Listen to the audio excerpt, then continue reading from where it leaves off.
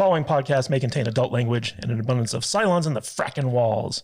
So get ready, nerds, because we're talking Battlestar Galactica, Episode 3 of Season 1, Bastille Day.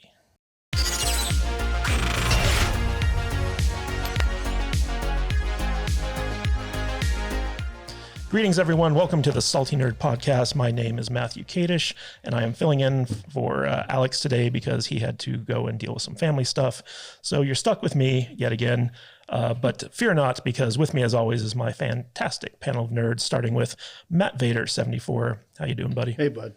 Yeah, I'm here. Can't wait to talk about the return of the real Apollo, right? Yes. And the ambassador of estrogen herself, Juju. How you doing? Hello. And filling in for Alex in the hosting seat, even though he's not doing any hosting, is Conspiracy Tom. How you doing, buddy? I'll host the shit out of this podcast, bro. I like my new backdrop, though. Usually I have Vader's backdrop, but I got like Alex's. I feel like I'm very much like, You like reach behind you and just grab a drink or whatever. stay salty, nerds, or whatever Alex says all the time. You have a lot of responsibility sitting in that seat. I'm just gonna move everything. Oh no! So I can do No. That would wig her out and Alex. That's the idea. Yeah. Alex come back and he's like, I'm never allowing Tom back in the studio. Who moved my salt rock? All right, guys. So basically, we're going to be talking about an episode of Battlestar Galactica today, and it's part of our monthly Patreon reviews. So we're going to do about half the episode, and then get into the members area stuff where we go whole hog, uncensored, and go deep into the episode. So Whole hog. yeah, It's like a whole full hog. frontal expose Oh on my season God. 1, episode 3. Exactly. We're doing arm circles and everything. Oh, It's really is it? exciting. Yeah. It's gonna act like we're into it. But before we get to that, we're going to take a quick break, and we'll be right back. Welcome back, everybody. And before we get going, I just want to remind you all that if you want to help support the show and you like what we do here, go to saltynerdstore.com and buy one of our t-shirts. We also got hoodies and hats and all types of like cool stuff over there. And all of our shirts are based off of inside jokes from the show and the movies that we've watched. So if you like what we do and you want some cool swag to wear around town and have people stare and laugh at you, go check out saltynerdstore.com and buy some merch. We You're really wearing appreciate one of it. our shirts. I am the Basement Dweller So is t-shirt. Vader's wearing one of our shirts. I prefer to wear my 80s tits one to the grocery store. That's what I've done that more I know. times than I should have. It's way more fun when I do it. It's like, how many questions do I have? So many. I know, right? All right, so let's get going with this episode. Jude, take it away. All right, sir. Season 1, Episode 3, Bastille Day. Colonel Ty wakes up and savors his booze ration before reporting for duty. Chief informs him the drinkable water on the moon is all ice and that it will take approximately 1,000 men to retrieve it. Ty blowhards his way through the meeting and everyone pretends they don't notice he's drunk while eyeballing each other with mirth. So Ty is a functioning alcoholic. Oh, for sure. Yeah. And And a total blowhard. and it's kind of funny watching him wake up and just like looking at how much booze is left in the entire universe that he's like slowly going through. I base my alcoholism on him because at least I don't wake up and immediately grab a bottle. I'm like, yeah, I'm fine. Tom, wait till this lunch. is basically what you do every morning, right? Oh, no, I barely drink. Thank you very much, though. But yes, I barely ever drink, unless it was last week. And I did drink a lot last week, actually. Yeah. And we're going to drink tonight. Great. Are you gonna get blackout drunk and go look at We're the going to sights? watch the Yeah. game. Well, it's like, just say no November is what I'm going with, where it's like no drugs and alcohol and debauchery. So these next couple of weeks are going to be a little weird. Isn't it supposed to be sober October? Yeah, well, I don't like to do the same things everybody else does, bro. All right. Do my own thing. There's a lot of Halloween parties in October. So. Yeah, I don't want to fuck up Halloween. Right, for everyone. Yeah. I found it interesting that they were like, it's going to take 1,000 men, and Ty's just like, we don't have 1,000 men. Yes, we do. First they're like, oh, we tested this, we tested that. And before he even gets through the report, he's like, well, how are we going to, why didn't we? And they're like, can you let me finish a sentence? Also, there's drinkable water, but it's all ice. Oh, great. Sounds good. How are we going to get it? We need Salt water. Yeah, we need 1,000 men. 1,000 men! There's a lot of acting in this show. Don't forget. Mm-hmm. Yeah, you're forgetting how much acting they put into this shit. Uh-huh. This isn't like Buffy the Vampire Slayer. where there's no acting. You need to be careful. I'm just letting you know the difference. It's like on the scale of acting in a show, where we got Buffy the Vampire Slayer over here. Don't do that. And then You're not wrong. I know. Well, they're soulless. Buffy the Vampire Slayers. Everyone's emotions are like just like it's like there's emotions. I'm upset. And I know it was really sad when Buffy died, and then she came back. I know. Don't spoil it. I will say that I think Michael Hogan is an amazing actor. Oh my I love God. him in this role. He's so great. There's people cry in every episode.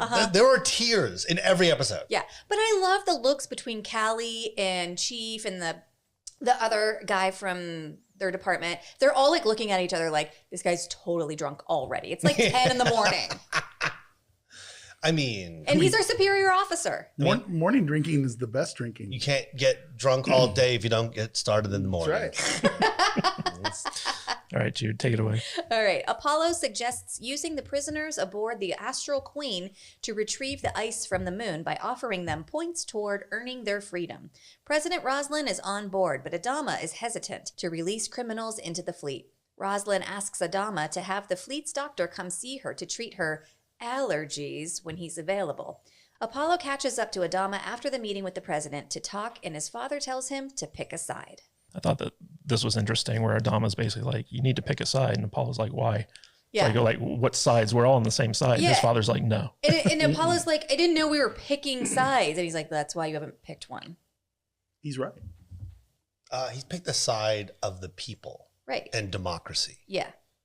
You understand? Yeah. Yeah. And Adama's like, fleet. Somebody put that old lady in charge, Yeah.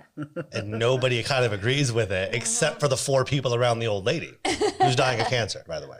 Yeah, but nobody knows. Oh, that's right. That's a good point. Yeah, it's also interesting that there's It's also a 20-year-old show.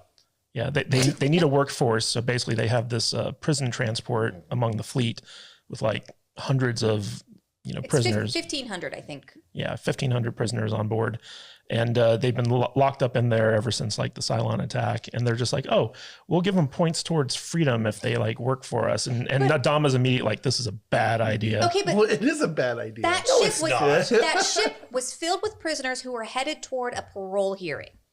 So they apparently had served enough time to be eligible for parole. They just needed a hearing to establish if they had earned that. Yeah, but getting a parole hearing doesn't mean that you're going to get paroled. Right.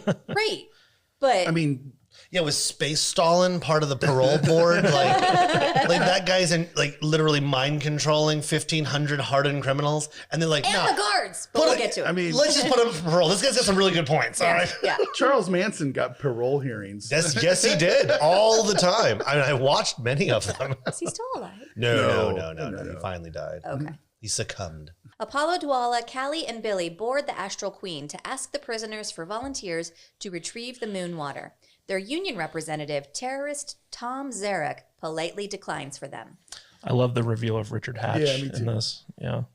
Oh, it's a big shot. It's a big deal. And he pops out there like, I'm in charge. You are not in charge. And these motherfuckers believe every word I say. But it was also a big deal because so basically the fans of the show were very upset because Richard Hatch had been trying for years to get Battlestar rebooted and just never was able to make it happen. And so when Ronald D. Moore came along and rebooted the show, there was a big outcry that none of the original cast members were involved, and plus he had been Richard Hatch had been so passionate Spearheading getting Battlestar rebooted. And he played Apollo in the original. Yeah, he was the original Apollo, and it's kind of. Oh, that's why you said the original Apollo returns. That's why, yeah. Yeah. So it was cool seeing him play against the new version of his character in this episode. Yeah. But the big reveal of Richard Hatch stepping out of his cell and the slow dolly zoom in on him and everyone's chanting his name and stuff like that. It was cool that they gave him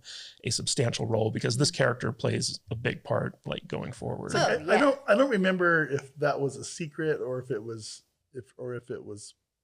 out there that this was happening. I wish I could remember that. I feel like it was a surprise. I remember it being a big deal, but I don't remember if it was a shocker. If it was look what happens here, guys. What year is this original released? The original? Yeah. Oh, it was in the 70s. No. I mean this episode. Oh. This was when is originally 2004? 2003, 2004, something like that. That sounds right. Yeah, Yeah. that sounds right. 20 years ago. Yeah. Yeah. But I got to meet Richard Hatch a few times Really? at some of the Star Trek conventions and stuff like that. And Was he nice? oh, he was super nice. He was a great guy. I feel like all the Star Trek people, like everyone at the Star Trek conventions, they're all so nice. Yeah, but he was like, you know, he was just so giving to the fans. Like you could walk up to his table and he'd sit there and he'd chat with you and stuff like that. And it was a real shock when he died. But apparently he'd kept it quiet, but he'd been battling like some type of cancer or something like that for a long time. So it was very sad when we heard that he'd passed away. But yeah, he was a great guy, and it's cool to see him back in this show, you know, especially like the way that they introduce him. Oh, and he owns it too. He comes out like a boss. All he does is step outside of his cell, and he's like, "We politely decline." But it's so powerful. Yeah, and it's kind of funny because Apollo comes to the ship, and he thinks like, "Oh, they're going to be lining up." Oh yeah, they're going to fall over for this. Yeah, so one of the things I like about this show so much is that it really plays against your expectations in a good way, not like Last Jedi way. You know?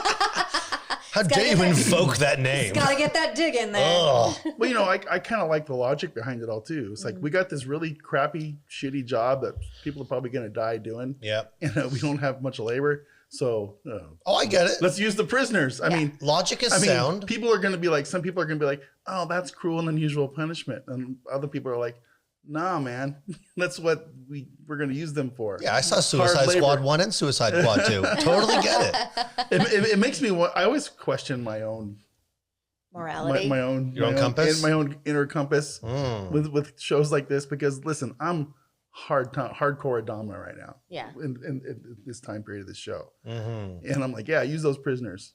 Yeah, use them. Absolutely. Why not? How many humans are left? Don't give them a choice. It's like, you guys are going to go do this. That's a good point, right? Why are we nice? Well, because what, the kindergarten teacher's the principal now? Yeah, I don't believe in slavery. Yeah.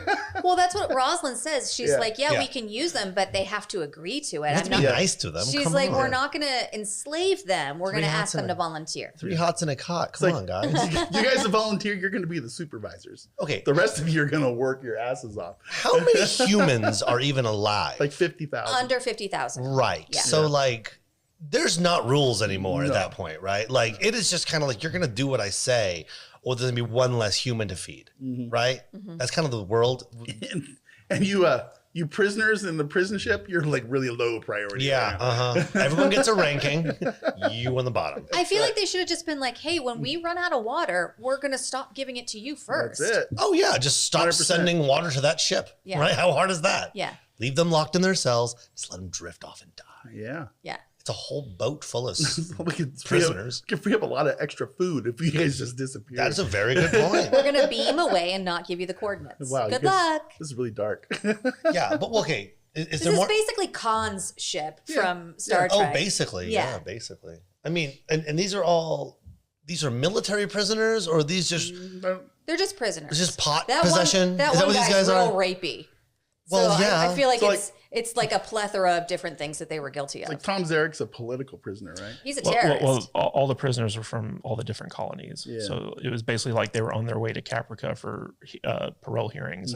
So it's a smorgasbord of scum and villainy, apparently. Yeah. But all men. It's a good sentence.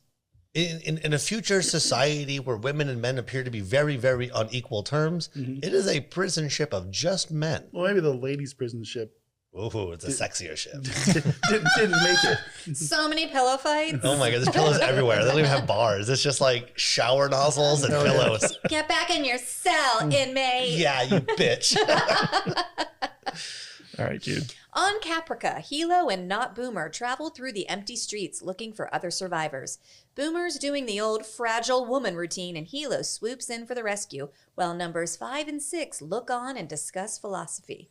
Apollo goes directly to Zarek's cell to strike a deal with him. Lee's like, hey, can you ask your friends to help us? And Zarek's like, why don't you just order us to do it since we're all your slaves anyway? And then it turns out the guards are in cahoots with Zarek. The cell's all open, and now the crew members of Galactica are the hostages of the Astral Queen. Yeah, I liked the first meeting between Apollo and Zarek, where he's like just in a cell and he's going through the motions, where he's basically schooling Hilo on what he has to go through. He's like, I'm not allowed to speak unless asked a direct question, and that was not a direct question, and all this other stuff. And he's being very like kind of condescending to Apollo, and Apollo is just like trying to like connect with him, saying like, I read your book in college, and like blah blah blah. And Zarek's like, oh, you went to college, huh? No, and Zarek's like, oh, I didn't know that they were like passing that out at college. And he's like, oh no, they told us we weren't allowed to read your book, but I read it anyway. Yeah, it was a banned book. Apollo, he's a little hero. He's still learning his way around. He reminds me of most college students where they're just like, oh, the revolutionaries are cool, man. I'm gonna study their philosophy. It's so romantic. I'm going to Che Guevara coffee house. Yeah. He loved gay people. So who Richard Hatch is? Is he? That's what I'm wondering. Like, is he like a commie or is he like a space socialist? Richard Hatch or Zarek basically wants democracy. He wants decentralized. That means communism. That's what that means. Well, no, he wants decentralized control. So like he basically thinks that the government is tyrannical, and he wants to return the power to the people to select their own representatives. It's commie. Yeah, it's commie. Okay. How dare he? I feel like if there's 50,000 humans left, communism is probably the only thing that'll save us. We do need to help each other. I don't care if you don't want to go to work today. You're going to work today. Or just a military dictatorship. Yeah. Oh yeah. At least for a few years. Just We're all going to hold hands and sing "We Are the World." Yeah, they're all flying through space without anywhere to put their feet down.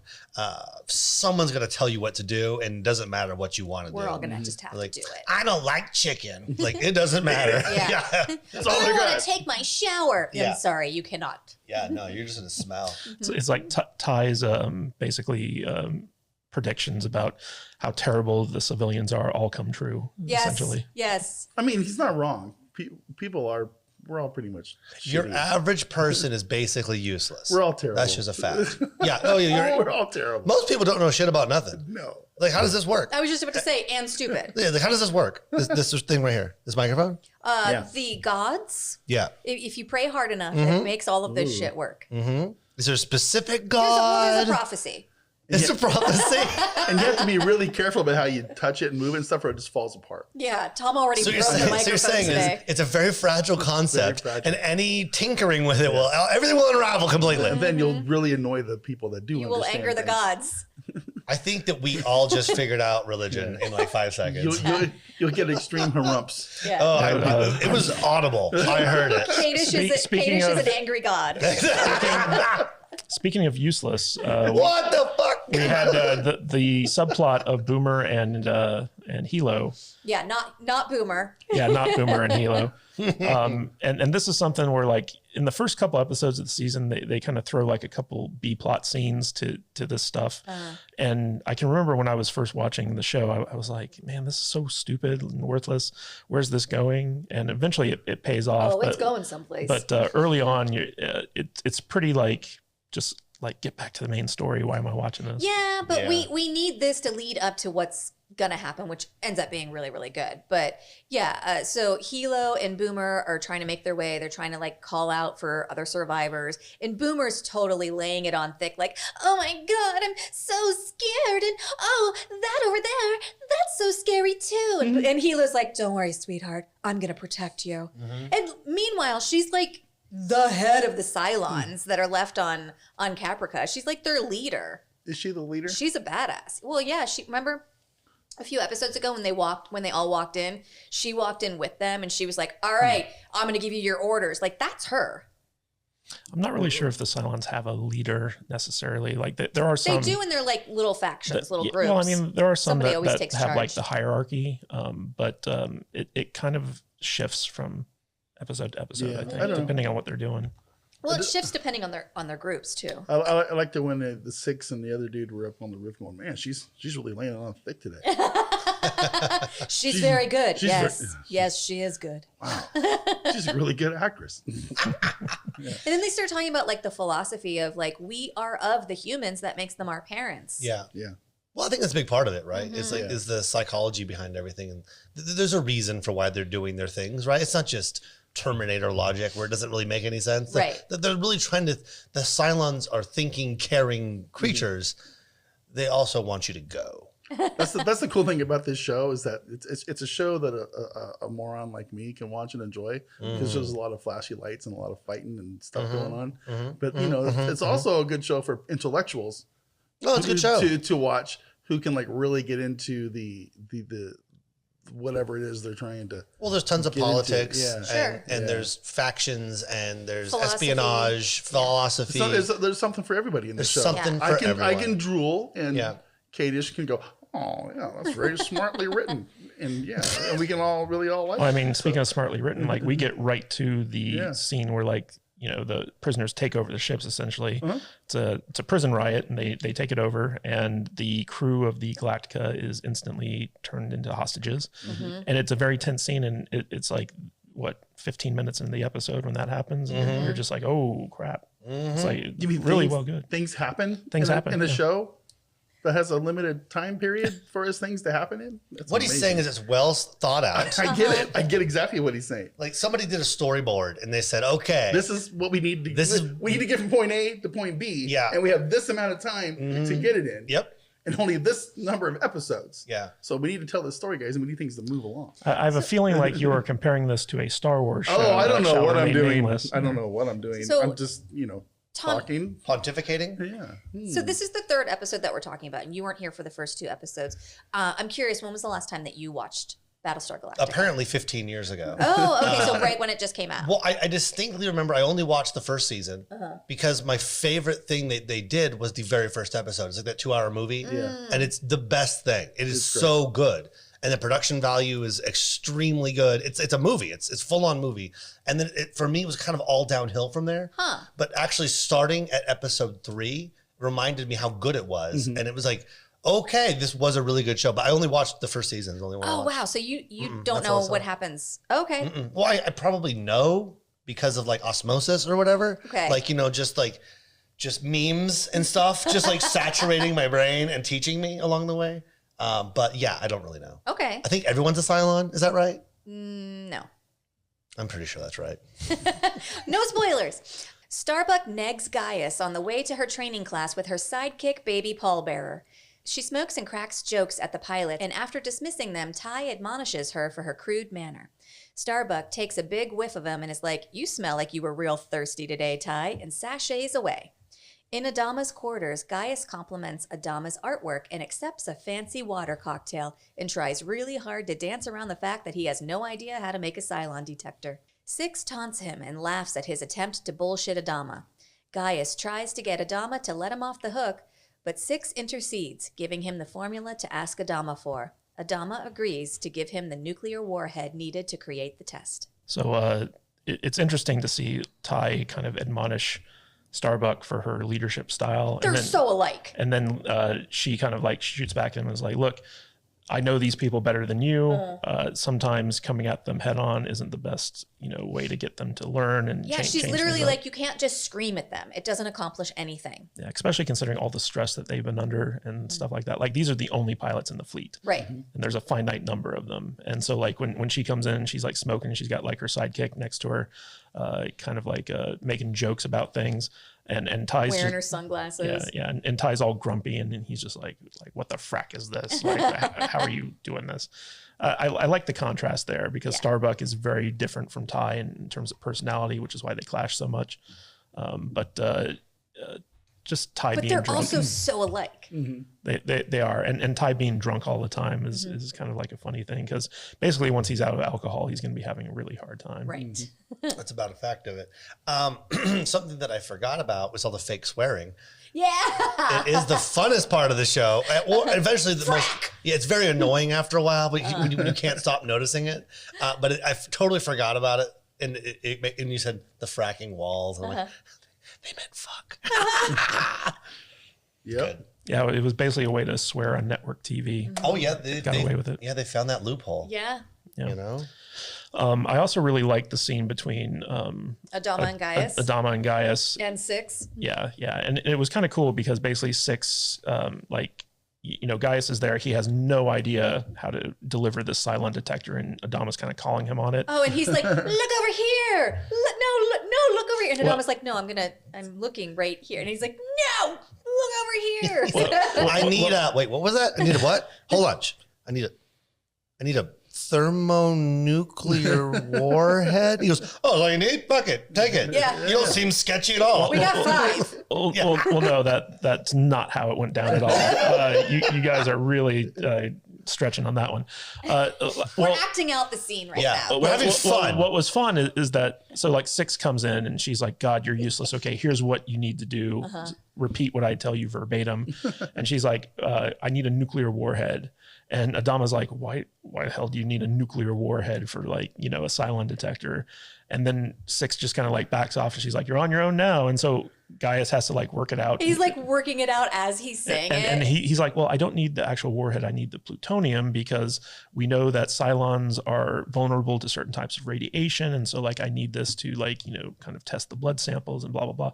And like, as he's talking about it, he's realizing like, oh wait, this could work. And so like, it's kind of like a funny kind of like revelation where he's like, oh, 6 actually led me down the path where I could figure this out. Well, 6 has always been smarter than him. Like she rewrote all of his algorithms. I can't say certain words. she rewrote all of his algorithms. All of his computer programs. For him. Just say mathy parts. Yeah, she rewrote all of his math. And that's how like the attack even happened because he let her take over his work. So she's always been smarter than him. And he's always taken credit for it. And super hot. She's always been hotter than him too. Guys are real stupid around. Like girls can be real stupid on hot guys too, but guys can be real stupid around hot chicks, and we'll just get like real dumb. And we'll say things, and we don't even know what we're talking about. It's like that Louis C.K. skit where he's like, "Yeah, it's like if you were getting a blowjob, and she was like, I murdered your dad," and he's like, "After I come, we're going to talk about that."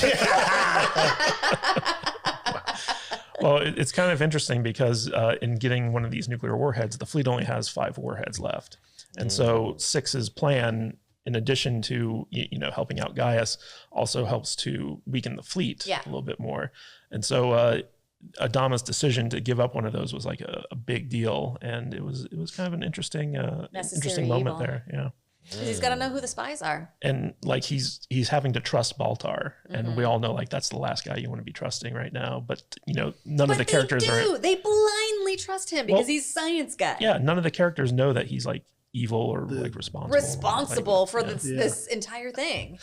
Well, I'm not a scientist. I don't know nothing about things. He's like science this and ingredient this and chemical this. They're like, whatever. What do you need? Whatever you need. I'm just a dumb soldier. I don't know what this person talking about, but he's scientist, so he must be right. Well, I mean, like if you were in a situation where like you were struggling to survive, and Elon Musk comes along and is like, give me your car battery. Absolutely not. I don't trust that guy. Give me your car battery and I'll figure out a way to save your life. I'd give it to him. Yeah. It's like, okay, sure. I'd give it to him just for the story. You know what? I'll be stranded somewhere, and you know what? If I can get like 4 pictures of Elon Musk stealing my car battery, and like you're going viral, sir. I'm going viral, bro. I'm gonna be famous for 5 minutes. Totally worth it. That's it. Totally worth it. All right, so guys, we're wrapping up the public portion of this review, but we're going to go deeper into the episode and finish up our recap in the members area. So if you guys want to join us over there, just go to saltynerdclub.com, sign up. It's only $5 a month and you get tons of content. In fact, we're getting complaints that we're giving our members too much content. They can't keep up with it. But we have like a great back catalog of content over there where we review all types of fun science fiction shows in addition to Battlestar Galactica. But if you like our content and want to support us, head on over there to saltynerdclub.com and sign up, and we would really appreciate it. So Matt Vader 74, where can people find you on the socials? Oh, you can find me at Matt Vader 74 on the Twitters and the YouTubes and all the social medias. Yeah. Great. Yeah. Jude, where can people find out more about you? You can find me at I am Jude Juju on the socials. Tom, where can people find you if they want to? Nowhere.